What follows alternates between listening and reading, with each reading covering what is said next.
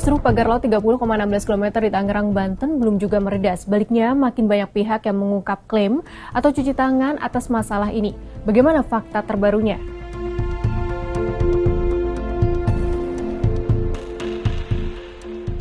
Berdasarkan temuan awal, pemasangan pagar laut di Kabupaten Tangerang dilakukan oleh pekerja yang diupah sekitar Rp420.000 per meter pengerjaan. Namun hingga kini belum diketahui siapa pihak utama yang memerintahkan dan mendanai pembangunan tersebut.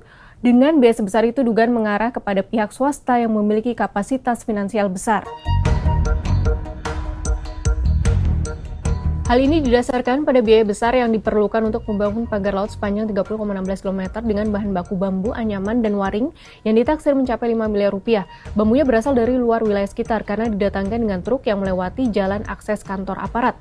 Menurut pengakuan warga setempat, pemasangan pagar laut juga menggunakan alat berat yang diangkut dengan tongkang menuju ke tengah laut. Wahana Lingkungan Hidup Indonesia atau WALHI mencurigai bahwa proyek ini melibatkan pihak swasta dan unsur pemerintah. Direktur Eksekutif WALHI Zenzi Suhadi Jumat 10 Januari 2025 mengklaim jika pagar laut ini ada kaitannya dengan reklamasi Teluk Jakarta. 30 km pagar bambu ini di Tangerang ini dia persis di ujung dari gambar Pulau Burung Garuda yang direncanakan dibentuk di Pulau Teluk Jakarta. Sempat terhenti dulu beberapa pembangunan pulau itu karena WALHI gugat proses reklamasinya. Pagar bambu di Tangerang ini kami sangat berkeyakinan ini untuk reklamasi. Jadi laut ini akan dipagar. Dulu dia menjadi bagian dari Giant Sea Wall ya. Di dalam Giant Sea Wall ini akan diuruk membentuk pola tertentu. Sampai saat ini pemerintah belum dapat memastikan siapa yang bertanggung jawab atas pembangunan pagar laut ini karena kurangnya transparansi dan kemungkinan komunikasi rahasia di antara pihak-pihak yang terlibat.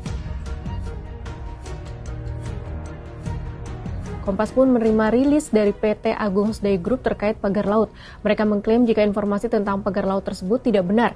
Berdasarkan hasil pengecekan langsung di lapangan, ternyata yang ada hanyalah tanggul laut sederhana yang terbuat dari bambu. Mereka juga menyatakan jika tanggul bambu tersebut merupakan hasil inisiatif dan swadaya masyarakat setempat yang bertujuan untuk memecah ombak dan mengurangi dampak abrasi, serta akan dimanfaatkan masyarakat sebagai tambak ikan di sekitar area tanggul untuk keberlanjutan ekonomi. Kalau kisruh pagar laut sudah menyebut soal reklamasi dan Giant Sea Wall Teluk Jakarta, bagaimana respons pemerintah pusat terkait hal ini?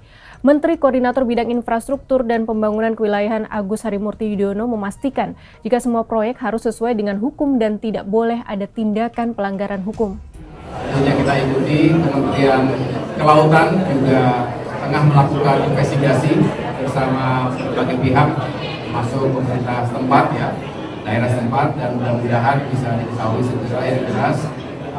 Kita ingin fokus pada pembangunan di berbagai sektor dan juga ingin menghadirkan kepastian hukum dan tidak boleh ada hal-hal atau kegiatan-kegiatan yang melanggar hukum.